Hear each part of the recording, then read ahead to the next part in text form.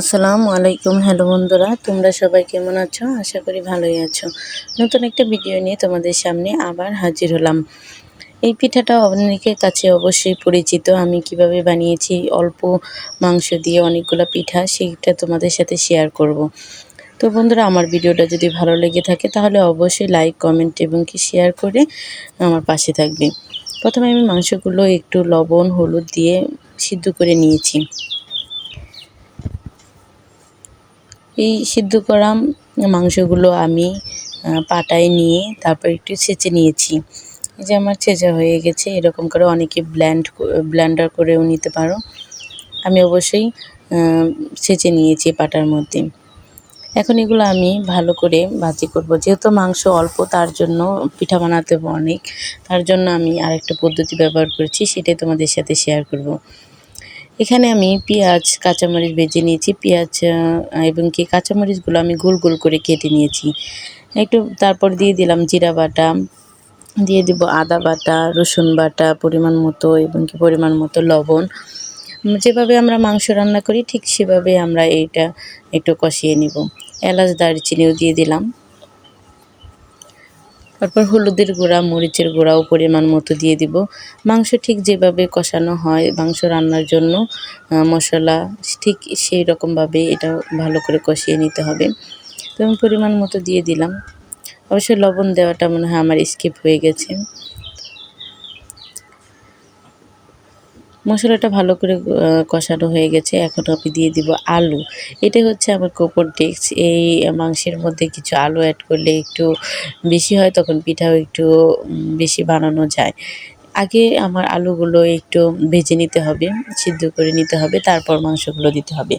আমার আলুগুলো একটু সিদ্ধ হয়ে গেছে, তারপর আমি সেই মাংসগুলো দিয়ে নিলাম। এইভাবে নাড়াচাড়া করে ভালো করে ঝরঝর করে ভেজে নিতে হবে। মাংসগুলো যদি ভাজা না ভালো হয় তাহলে পিঠাগুলো বেশি দিন আসলে খাওয়া যায় না। এই মাংসটাই হচ্ছে মেন। আর এই মাংসটাই হচ্ছে রান্নার উপরই পিঠাটা একটু ডিপেন্ড করে। অনেকে এটা মাংস পিঠা বলে, মোরগ সংসার পিঠা বলে। আমাদের এলাকায় আমরা অবশ্যই মাংস পিঠাই বলি। এই যে আমার ঝরঝরে করে কত সুন্দর করে ভাজা হয়ে গেছে, দেখতেই পাচ্ছ তোমরা বন্ধুরা। এখন আমি পিঠা বানাবো। ওইদিকে আমার ননদে চালের গুঁড়াগুলো যেভাবে রুটি বানানো হয় সেভাবে আটাগুলো মেখে নিয়েছি। এখন গোল গোল করে রুটি বানাচ্ছে আমার ননদে। অবশ্যই একা তো আর পারা সম্ভব না। ও বানিয়ে দিচ্ছে, ও রুটি বানিয়ে দিচ্ছে, আমি অবশ্যই পিঠা বানাচ্ছি। এখন গোল গোল করে রুটি বানিয়ে মাঝখান দিয়ে এভাবে কেটে নিতে হবে। কেটে নেওয়ার পরে এখন আমি পিঠাটা বানাবো এখান দিয়ে। আসলে এটার বাঁচটা বলে বোঝানো যায় না। এটা আসলে দেখে নিতে হবে আমি বাঁচটা কীভাবে দিলাম। আর এখানে চেপে চেপে দিয়ে একটু আটকে নিলে ভিতরে তেলটা একটু কম যায়। এখন এটার ভিতরে সে মাংসগুলো দিয়ে নিতে হবে। মাংসগুলো নিয়ে মুখটা এরকম টিপে টিপে করে বন্ধ করে দিতে হবে। তারপর আমি একটু শ্বাস কাটিয়ে নিলাম এইভাবে, দেখতে যেন একটু সুন্দর হয়। অনেকে আটার মধ্যে একটু চালের গুঁড়ার ভিতরে আটা না, চালের গুঁড়ার ভিতরে হলুদ মাখিয়ে নেয়। এভাবে যে আমি পিঠা বানাচ্ছি তোমরা দেখতেই পাচ্ছ। যে আমার অনেকগুলো পিঠা বানানো হয়ে গেছে এবং শ্বাস কাটানো হয়ে গেছে, দেখতে অনেক সুন্দর হচ্ছে এবং কি খেতেও অনেক মজা। আমার খুব প্রিয় এবং কি আমার হাজব্যান্ডও অনেক এটা পছন্দ। যে তেলের মধ্যে দিয়ে কতগুলো ভেজে নিচ্ছে। অবশ্য আমি ভাজছি না, আমার ভাগ্নি ননদের মেয়েই ভাজতেছে। এই তো দেখতে পাচ্ছ কি সুন্দর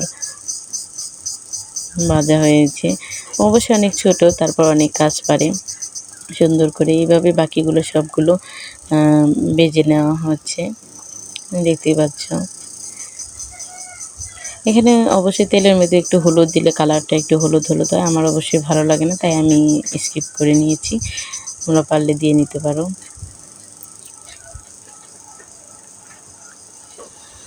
এরকমভাবে সবগুলো পিঠে বানাচ্ছি। আমি একটু পরিবেশন করে তোমাদের দেখিয়ে দিলাম।